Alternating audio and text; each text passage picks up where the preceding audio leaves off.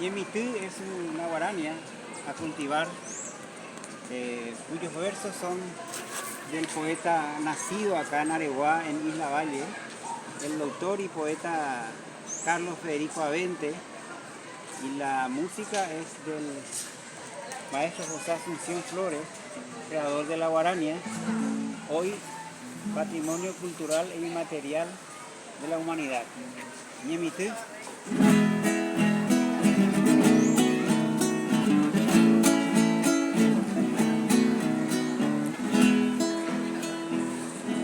Yaje tuiko yugu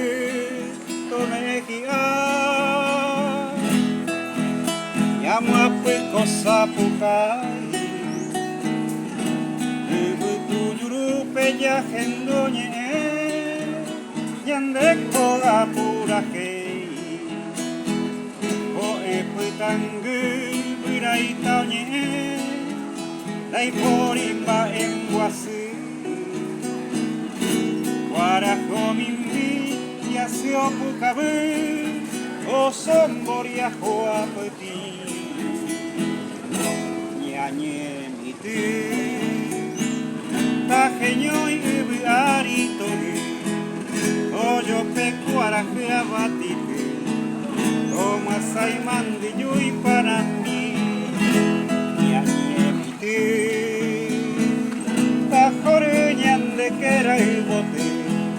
Como ajete tagua araite Opo a Paraguay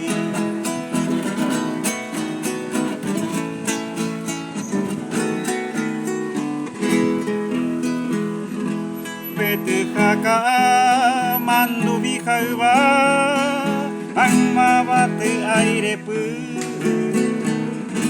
Acuare enduren boria jueta O no queje upena O pañemua hui Ata geñoi Dai porimba enguasi Ñañembua tepa Aya sapukai Hebu apechere tangua A cultivar Que renazca en la tierra el amor Que maduren las mieses al sol Que hayan campos de blanco algodón Y a cultivar Que en los sueños renazca el ideal Llega el día de la redención Elevar